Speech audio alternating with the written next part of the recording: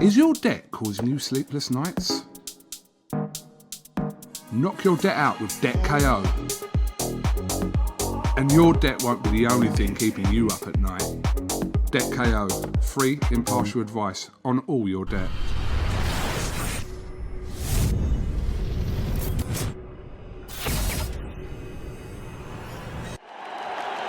This is something that comes along every now and then in generation, and it's special. This is KUGAN CASSIUS for IFL TV in association with MTK Global. Well, it's quite a historic day, joined by Ricky Hatton and his son Campbell Hatton, who's set to turn professional under Matchroom Sport and Eddie Hearn. Ricky, what a moment first of all for yourself. Yeah, you know, he's done nothing but make me proud since the day he was born. You know what I mean? He's turned into a great young man. He's a great father to his little one, Lila. And he's put his heart into the sport of boxing, and he's give it 100%. And yeah, couldn't be a more prouder moment. Only seems like yesterday I was his age, you know, turning professional and, you know, going on that journey. And I never thought I'd be a few years down the line, my son would be in the same situation, same age, similar age. Do you know what I mean? To turn professional. And very, very exciting times. He's got a good team behind him. He's working with me and his brother Matthew and Eddie Hearn at Matchroom, and working alongside Sky Sports again. We had so many good years together with Sky, and the journey starts again, mate. Campbell, obviously, just referring to an interview we done a few years ago with you and your dad. I think that was at the Manchester Arena as well. But this is... that was one of the worst interviews you've ever done, didn't you? Terrible. Yeah, crap. Yeah. Terrible. He's got your fucking poor humour, hasn't he? Campbell, what a moment for you, set to turn professional, early part of next year, and with Matchroom and Eddie Hearn. Yeah, it's amazing. There's no better platform I could be signed to. Matchroom Sports, Sky Sports, DAZN. It's a dream come true, and we'll be able to keep building, and eventually get to where I want to be. For people that don't know, just touch on the amateur experience that you have had leading into you making your professional debut next year. Yeah, I had about 30 fights. Won like about 20, like early 30s, won early 20s. Won a national novice title and two Northwest titles, and I boxed a lot of internationals and national champions. So I've had some good experience. Not had loads of fights, but the fights I've had have all been really big learning fights. At what point in his life did you think this is the route that I can see him going down? Obviously, you being you, wanting him to do it as well. But at what point in his life did you think, do you know what, this is possibly the route that Campbell is now going to take?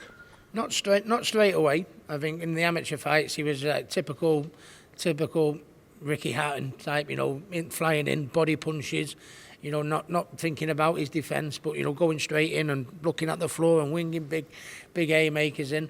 But, you know, as time went on, when I saw how he was developing and how he was learning and, you know, putting mistakes right so quickly. And in the end, he'd had about 12, 14 amateur fights and something like that. And he was fighting already, which he shouldn't have been after 14 fights. He was fighting national champions and internationals, and because, you know, the same lads with the same amount of fights as him, really, they didn't really want to fight him. So he was ended up fighting lads with 40 and 50 fights, and he was losing he was giving a good account of himself and losing. And I thought to myself, you know, that the rate is improving. I said to his brother Matthew, I said, might have half a chance here, getting pleasantly excited about this. And then the last couple of years, he started working with me and Matthew in the gym on a regular basis, and actually training like a professional, and fine-tuned that aggressiveness, you know, that body punch. Because if you remember, I was aggressive, but I had to change my style and alter my style a little bit, because I was getting cut every 5 minutes where he wasn't getting cut. But I said, listen, son, if you don't alter your style and tweak it a little bit here and there, your career will be over in no time. And he's listened, learned, took it all on board. And I said to Matthew, and he was in agreement with me. I said, he's going to make a fantastic pro a little bit further down the line. And that's where we are today. How similar would you say your current style is to that of your dad's? Yeah, it is very similar. Like with the aggression, the body punching, coming forward. I think I'm a bit more mid-range, where my dad was really good close quarters. I think I do need a little bit more room because I've got quite long arms for my height. So that'd be like the only big difference really. That little bit more distance, because it's a bit of a cross between my dad and Matthew's style in a lot of ways. What similarities have you got outside of the ring to your dad? Just make sure my mum's knocked it off. Yeah, both big City fans. What does that tell you? Yeah, don't mess about. Don't waste any time. Don't mind a couple of shandies every now and then. So you're not like your dad at all, a couple of shandies? Just leave it at that, a couple of shandies. That'll do. Anyway, I mean, when I was a youngster, I wanted to be a world champion, support Man City, listen to Oasis, you know, and he does the same. He listens to Oasis, he supports Man City, and he wants to be a world champion. You know what I mean? And I've always tried to, you know, me and his mum tried to bring him up in the correct way, where, you know, you've got to be confident in everything you do, but you've got to remain humble. Do you know what I mean? Do it with a twinkle in your eye, you know. And if you can ever make anyone laugh along the way and make people happy, you know, that's what you've got to do. And that's what he does. He's aggressive in the ring, not aggressive out of the ring, and that's the way. That's what I think fans will love about him. I think you see a lot of people in boxing at the minute, a lot about image and like take themselves really serious, and I can't be arsed with any of that. Just have a laugh, keep working hard. It's a good mentality to have. Pressure-wise for you though, Campbell, obviously you're going to have to work hard to kind of be known as Campbell Hatton as opposed to Ricky Hatton's son, Campbell Hatton. In time, that will come, won't it? Yeah, 100%. I've said that like, a few times, where there is pressure and there's big expectations, but that's what drives me. A lot of the time, like in the gym, I'm working hard because I want to become Campbell Hatton, not Ricky Hatton's lad. And the way I train, and that's what I'm going to do.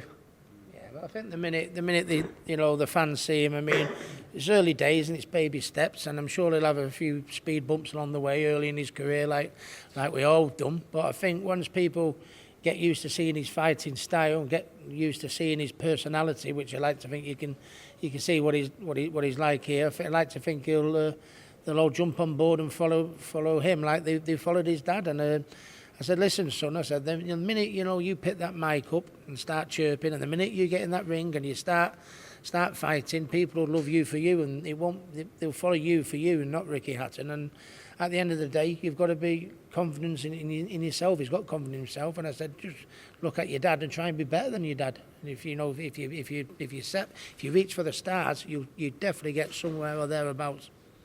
So aside from what you, obviously everyone knows what you accomplished inside the ring, how important is it for you to implementing him where things didn't go right for you and that side of it, so to make sure that he has a better chance of not doing that? I have a saying when I'm in the gym with my fighters and to Campbell, you know what I mean? There'll be times where we'll have a good time and we'll have a beer together. But I live by a saying it with my gym fighters, and say, do as I say, not as I do. And you know, any of my fighters in the gym, you know, they come in the gym, they weigh every single day. Do you know what I mean? If they get a certain amount of time off, you know, where they've got to be, you know, you can have a week off and then you come back in the gym, and if you come back in the gym, you've got to be a certain weight and this, that, and all the rest of it. And Matthew trains him, and Matthew lives by we live by the same creed, you know, because you know what Billy Graham did, you know, from a training perspective, but I'm not having him do what I did, you know, with Billy Graham. No disrespect to Billy, it worked for me, but no, any damage you can do to your body by what you put through your mouth, whether it be fatty foods or alcohol or ballooning up and down in weight, doesn't need a clever person to know if you're up in weight, down in weight, up in weight, it's eventually you're going to walk into a brick wall, you know. I mean, it's going to affect your son, and we've said this, haven't we? So anything you can do, look after your body so much, because it's your body that's going to pay the wages in this game, you know what I mean? So don't do anything that can harm it. I got away with it, but not many do. I was a one-off, and not many people get away with it, you know. So you've just got to do everything by the book. Yeah, it's an hard enough game as it is, so don't want to be making things harder on your own. But I do like a beer, but just knowing when enough's enough, innit? I'll tell you when enough's a fucking enough, trust me. So Jesus, out of lucky. I'll tell you when enough's enough. Tell yourself, son. But it was one of the things about Ricky's career, your dad's career, that the weight situation, it always made the weight, but to get from camp to camp having to lose kind of a considerable amount of weight wasn't the most ideal thing. It seemed to work weirdly for your dad, but it's not really the advice that you would give No, it's the first Campbell. thing I instilled in him, not that ballooning up in weight thing. It worked for me, and sometimes I hear, I've heard in the past people around Manchester, saying, well, Ricky Hatton did it, and it makes me cringe, to be honest. I think that the people are actually looking and thinking, if Ricky Hatton did it, I can do it. No, that's totally not the way to look at it. And I say to all my fighters, to any youngster I speak to, and most definitely my son, listen, you've got to, there's your someone, Anthony Joshua, looking who. That's Pulev there. No, I couldn't get further enough round you, dickhead. There you go. I couldn't get further enough round there, but Campbell, go show him one of them body punches. Yeah. No, but that's what I mean. You've got to look after your body. You've got to be, you've got to be dedicated. Look after your body. And to be honest with you, I made my job so much harder. And maybe I could have got a few more years out of the game if I'd looked at myself a little bit better. And that's where he's got to look at things. Eddie Hearn, what has he said to you about your journey forward? We understand that you'll make your debut in February of next year, but it's a question to both of you, really. What's he said about that journey, and why are you so confident that it can happen as you want with Eddie Hearn?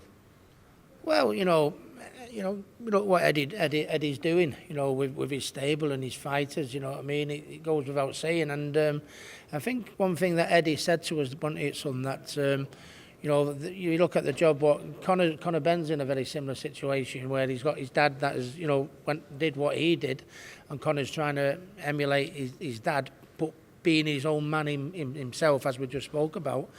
But that's what you got to do. You got to be dedicated. You got to work. You might have a few speed bumps along the way, but Eddie's stayed with. I think Conor sometimes had a few performances early doors, didn't he? Where he struggled a little bit, but by look at him now, he's nearly there now, isn't he? By how he's come on, and that's the way Eddie was saying. You've got to look at things, Campbell. If a few fights don't quite go your way or anything like that, keep at it. You know what I mean? And it eventually come good. I think Conor is a prime example because he was aggressive, wasn't he, in his early careers and everything like that. And there was a few performances there where I think we all went, oh, like that. But when you see him now, where he's at now and at the stage and how well he's done and everything, that's something you've got to keep your eye on, I think, and that's what Eddie was putting across to Campbell and myself. Yeah, because he's done a top job with Conor, because he was dead raw early on, and he did have a few critics, but he's had the right fights and they've built him up the right way. Yeah. And obviously on Conor's side as well, he's been in the gym grafting, and you can see how hard he's worked, and now he's a top fighter in his own right, and he's making his own name now as well. That's what I want to do as well. Yeah, of course. It was the anniversary recently of your fight. Seems not that long ago, but it was a long time ago now, against Floyd Mayweather. I knew you were going to remind me about that, you knobhead. Go on. Well, they played it in the cinema room here at 10 o'clock the other day, a couple of nights ago. But I was locked in my room, but yeah. No, I mean, God, 12 years ago, was it 12 years, yeah?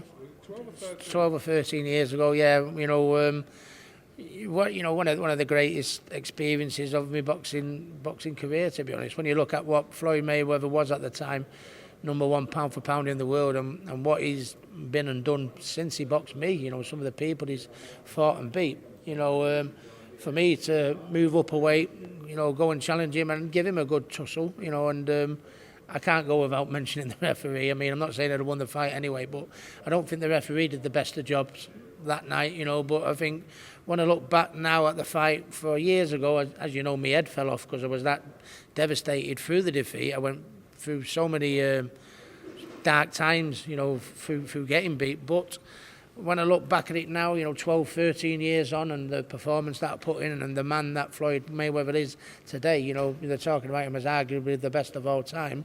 I feel very, very proud of my performance. But a few years ago, my head used to fall off. Yeah. Just finally, obviously your uncle Matthew's going to be training you. You're going to be fighting at super featherweight to start off with. Okay, so was it ever talked about that you would train Campbell? Not really. I mean, we both trained Campbell equally. You know what I mean? He'd do so many days with me. He'd do so many days with Matthew, and I think he improved so much. You know, in them 2 years. Not that the trainers he was with didn't do a good job. He started off, and then he moved on, and that, like I did with my amateur coach did absolutely brilliant for me. But he knew once I reached a certain stage that it was time for a change and to go down the pro line. So and that was the same with me and Matthew and Campbell. It was working, improving, and I think he gets on well with both of us in the gym. You know what I mean? I think it was just a personal choice. He gets on well with Matthew. Matthew's very, very good with him. He knows I'm only down the road. If he ever needs me to bend me ear or ask me for advice, it works out perfect for us.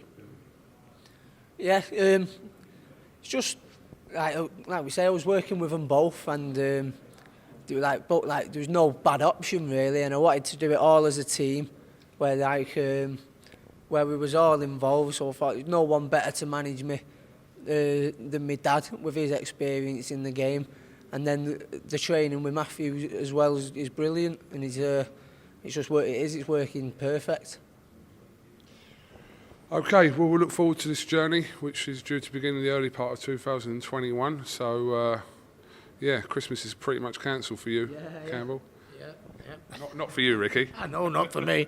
Not for me. I'll be having his turkey. Yeah, but no, it's exciting times, and that blue moon will be coming on, and the journey starts again. And I hope everyone supports him like they did with me. And I think they will. Once they see the type of person he is, the type of man he is, and the way he fights and everything like that, I think the good times could be back again. We'll look forward to it, definitely. Ricky Hatton, Campbell Hatton, thank you very much for talking to IFL TV. Best of luck in kind of over the Christmas period while you prepare for your pro debut. And you, good luck with the turkey. This is something that comes along every now and then in generation, and it's special.